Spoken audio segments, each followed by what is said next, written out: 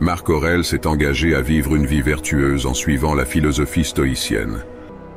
Dans le stoïcisme, on apprend à faire la différence entre ce qu'on peut contrôler et ce qu'on ne peut pas. C'est un enseignement d'Épictète et de Sénèque. La plupart des choses, en dehors de nos actions directes, sont hors de notre contrôle. Le problème survient quand on met trop d'émotions dans des choses qu'on ne peut pas changer. Ça peut rendre la vie compliquée et générer de la frustration. En se détachant émotionnellement de ces choses, on retrouve le contrôle sur notre vie, on devient plus serein et on se laisse moins perturber par les circonstances extérieures. C'est une approche qui peut améliorer notre bien-être, peu importe notre âge. Pour Marc Aurèle, rester imperturbable face aux choses qui échappent à son contrôle lui a permis de faire face aux nombreuses responsabilités et défis qu'il devait affronter en tant qu'empereur, tout en se concentrant sur la mission qu'il croyait avoir reçue des dieux. Pour Épictète, cela signifiait la liberté. Pour d'autres, ne pas être affecté par des forces externes, ou du moins en sélectionner celles qui comptent vraiment, peut être une façon de se concentrer sur des objectifs qui ont de l'importance. Et pour certains, cela peut simplement être un chemin vers une vie plus heureuse. Bienvenue sur Sagesse stoïcienne. Dans ses méditations, Marc Aurèle fait à maintes reprises la distinction entre le présent, le passé et le futur. Dans chaque catégorie, l'ancien empereur romain a des enseignements précieux sur la façon dont nous accordons soit trop d'importance à ces éléments, soit nous préoccupons de manière inappropriée, soit nous focalisons sur des choses inappropriées. Pour plus de clarté et de structure, cette vidéo sera divisée en ces trois catégories, commençant par le futur. Comme l'a bien dit Sénèque, nous souffrons souvent plus dans notre tête à cause de notre imagination que dans la réalité. Cela montre que nos pensées sont souvent à l'origine de notre propre souffrance. Lorsque nous pensons au futur, notre imagination s'emballe souvent, créant de nombreuses idées sur ce qui pourrait se passer, même si la plupart de ces scénarios ne se réaliseront probablement jamais. Nous nous inquiétons et nous nous préparons à gérer ces situations imaginaires, mais cela nous rend anxieux, car nous ne savons pas vraiment comment l'avenir se déroulera. Dans certains cas, ce qui se passe correspond à ce que nous avions anticipé, mais dans de nombreux autres cas, le destin nous surprend en nous confrontant à des événements que nous n'aurions jamais pu prévoir. Prenons un exemple. Nous pourrions avoir consacré des années à planifier méticuleusement et à économiser pour une retraite bien méritée. Pourtant, juste au moment où nous approchons de nos années dorées, nous pourrions être confrontés à un diagnostic de cancer dévastateur qui nous donne seulement quelques mois à vivre. La simple possibilité de ces événements peut causer beaucoup d'anxiété. Nous pensons à toutes les choses qui pourraient mal tourner, comme une guerre mondiale ou une perte financière totale. Mais tant que ces choses ne se passent pas ici et maintenant, nous ne pouvons pas les gérer, car elles n'existent que dans nos pensées. Le futur nous préoccupe parce que nous y pensons, mais en réalité, il n'existe que dans notre tête. Marc Aurèle nous rappelle que ce n'est pas le poids du futur qui nous accable, mais plutôt le poids du moment présent. Le futur en lui-même ne nous fait pas de mal, c'est notre manière actuelle de le percevoir qui détermine notre souffrance. L'anxiété liée aux événements futurs se produit en réalité ici et maintenant.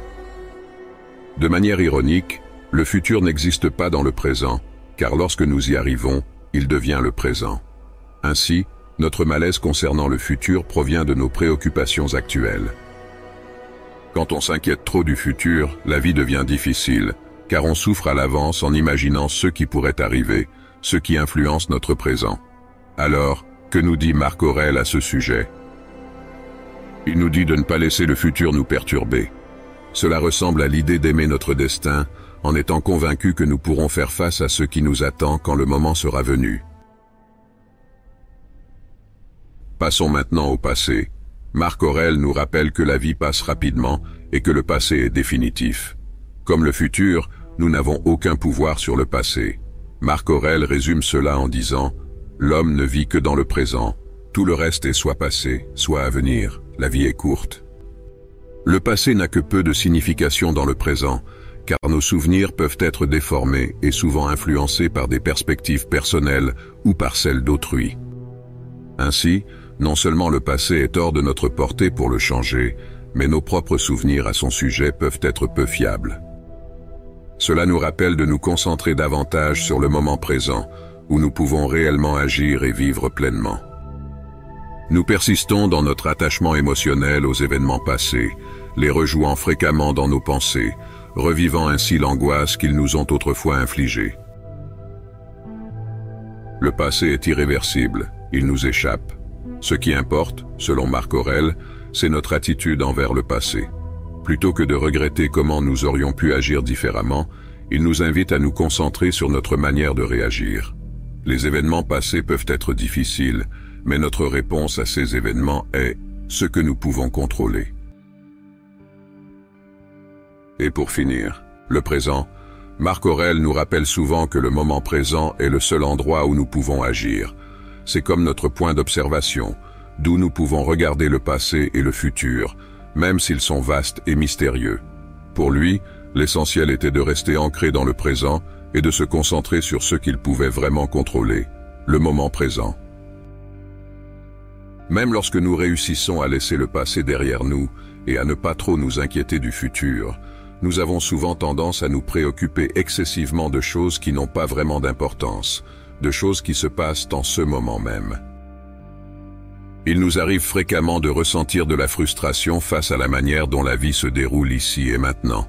Et quand les choses ne se passent pas comme nous le voudrions, nous sommes souvent submergés par des émotions telles que la colère, la tristesse ou le désespoir.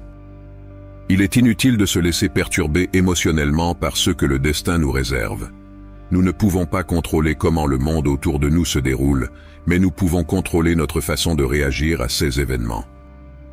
Pourtant, nous avons tendance à nous laisser perturber parce que nous n'aimons pas ce qui se passe, ou parce que ce que nous souhaitons ne se réalise pas toujours. Marc Aurèle disait que nous ne devrions pas lutter contre ce qui nous pousse à agir.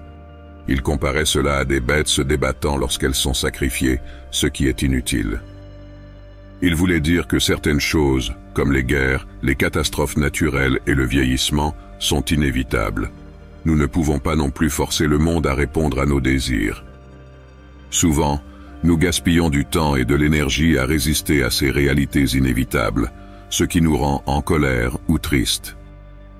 Parfois, nous nous accrochons fermement au présent, craignant de le laisser partir, mais la nature suit ses propres lois, et si nous nous opposons ou ressentons de la tristesse ou de la colère, nous ne faisons que fuir. Nous devrions plutôt accepter ces lois, les comprendre et les utiliser à notre avantage au lieu de gaspiller notre énergie à résister. Dans le 7e livre de ses méditations, Marc Aurèle nous a donné un conseil simple.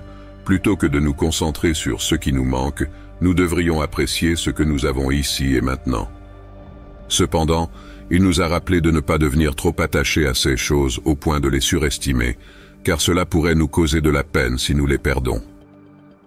Pourtant, accepter sa situation peut être compliqué, surtout quand on fait face à des moments difficiles. Mais l'adversité ne doit pas nous pousser à réagir de manière paniquée. Au contraire, c'est une occasion de mettre en pratique la vertu, c'est-à-dire d'appliquer la philosophie stoïcienne dans notre vie. Selon les stoïciens, ce qui compte vraiment, ce n'est pas la chance ou les circonstances extérieures, car elles sont souvent hors de notre contrôle. Ce qui compte, c'est comment nous réagissons aux situations qui se présentent à nous. C'est cela, selon Marc Aurèle, qui devrait être notre priorité. Comme l'a si bien écrit Marc Aurèle, dans l'instant présent, accepte tout comme provenant du même principe, de la même substance animale, du même souffle, du même Dieu ou du même atome. Tout est interconnecté et en constante transformation. Tout ce qui arrive est naturel et familier, car c'est le cours de l'univers. C'est la fin de cette vidéo. J'espère sincèrement que vous l'avez appréciée. Si c'est le cas, pensez à vous abonner à la chaîne. Vous trouverez des liens utiles dans la description ci-dessous. Si vous avez regardé jusqu'à la fin, n'hésitez pas à laisser un commentaire en disant « sagesse » pour que je puisse le savoir. Je prendrai le temps de lire tous les commentaires. Merci infiniment pour votre attention et que la sagesse vous accompagne.